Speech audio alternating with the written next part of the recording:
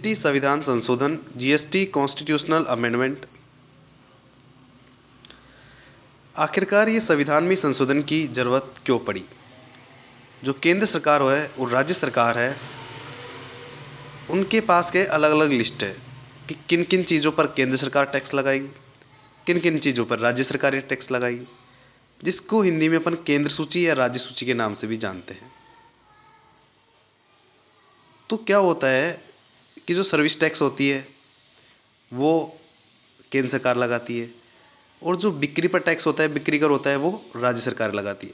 अब जीएसटी में क्या कर दिया, गुड्स एंड सर्विस दोनों को कंबाइन कर दिया, यानी कि गुड्स पर अब केंद्र सरकार भी टैक्स लगाएगी और सर्विसेज पर अब राज्य सरकार भी टैक्स लगाएगी। तो इसके लिए संविधान में तो ये अलग अलग लिस्ट लिखी हुई थी कि इन गुड्स पर राज्य सरकार टैक्स लगाएगी, सर्विसेज पर केंद्र सरकार टैक्स लगाएगी। तो अब क्या कर दिया गया कि अब दोनों टैक्स लगाएगी, तो इसलिए संविधान में संशोधन करना पड़ा। तो क्या संशोधन, कौन सा संशोधन किया? 101वां संविधान संशोधन किया गया। जो बिल पेश किया गया वो 122वां नंबर का बिल था, लेकिन पास कौन से नंबर का हुआ है? 101वां संविधान संशोधन अधिनियम पास हुआ। तो इसमें क्या किया गया कि संविधान में कुछ आर्टिकल जोड़े गए, कुछ डिलीट किए गए, कुछ में संशोधन किया गया, और जो टैक्स लगाने की पावर है वो उसमें बदलाव किया गया। और इस अमेंडमेंट में कहा गया कि जीएसटी के लिए आप नियम बनाइए, इसके बारे में बताइए कि किस पर लागू होगा, किस पर लागू नहीं होगा, और इसका जो टर्नओवर लिमिट है वो क्या होगी, कब जीएसटी रजिस्ट्रेशन लेना अनिवार्य होगा। जो जीएसटी है वो केंद्र और राज्यों के बीच जो रेवेन्यू आएगा वो उसका बंटवारा कैसे होगा, तो ये इस संविधान संशोधन में चर्चा की गई। और जो जीएसटी काउंसिल है, जो जीएसटी से संबंधित नियम बनाएगी, उसके क्या पावर होंगे, उसकी क्या ड्यूटीज होगी, उसके बारे में चर्चा की गई। जो वर्तमान के टैक्स रेट है उनको जीएसटी में कैसे माइग्रेट किया जाएगा, जैसे सेल टैक्स है या और कोई टैक्स है, सर्विसेज टैक्स, उसको अब जीएसटी में कैसे मर्ज किया जाए, कैसे उसको आगे बढ़ाया जाए, इसके बारे में चर्चा होगी।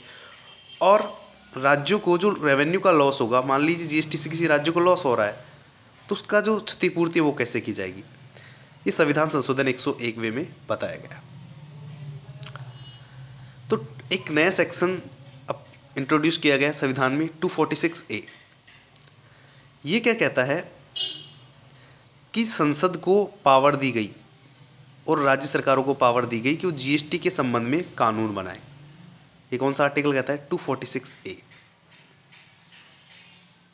यदि आप एक राज्य से दूसरे राज्य में सप्लाई कर रहे हैं तो ये पावर किसको दी गई? भारत के संसद को।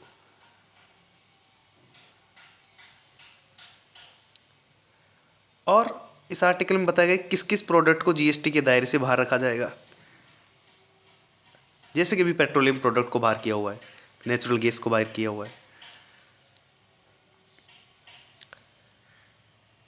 अब आर्टिकल 269A ये भी इंसर्ट किया गया। ये क्या बताता है कि जो जीएसटी आएगा, यानी कि केंद्र सरकार एक राज्य से दूसरे राज्य में आप सप्लाई कर रहे हैं, तो कैसे वो जीएसटी का बंटवारा होगा, कौन से राज्य को ये टैक्स मिलेगा या कैसे उसका डिस्ट्रीब्यूशन होगा, इस बारे में 269A बताता है। यानी कि आईजीएसटी के बारे में बात करता है, यानी integrated goods and service tax के बारे में बात करता है। साथ ही ये गुड्स या सर्विसेज के इंपोर्ट के बारे में भी बात करता है। नेक्स्ट आर्टिकल है 279A। ये क्या करता है कि राष्ट्रपति महोदय को एक पावर देता है कि वो सेंट्रल गुड्स स्टेट का एक संयुक्त फोरम बनाए, जिसको बोला गया जीएसटी काउंसिल। तो जीएसटी काउंसिल क्या होती है? एक कमेटी है जो जीएसटी नियमों में बदलाव का काम करती है आवश्यकता अनुसार।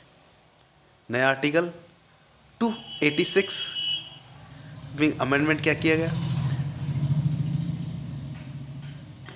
कि यह कहा गया कि आप एक राज्य से दूसरे राज्य के यदि बाहर की बात हो तो राज्यों को रोक दिया गया, चाहे वो सर्विस के केस में क्यों ना हो। और सप्लाई वर्ड कर दिया गया सेल और परचेज की जगह। ये आर्टिकल 286 में कहा गया कि हर चीज सप्लाई हो रही है, चाहे सेल हो रही है चाहे परचेज हो रही है।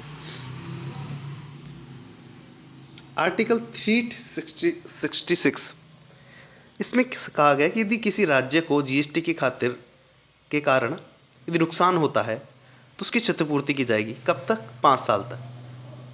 ये आर्टिकल 366 कहता है। तो हमने जो संविधान में जो मोटे मोटे बदलाव हुए, कौन कौन से आर्टिकल के तहत इन जीएसटी से लॉ को इंट्रोड्यूस किया गया, इसके बारे में बताया। फिर भी यदि आपकी कोई क्वेरी हो तो हमें कमेंट बॉक्स में बता सकते हैं। धन्यवाद।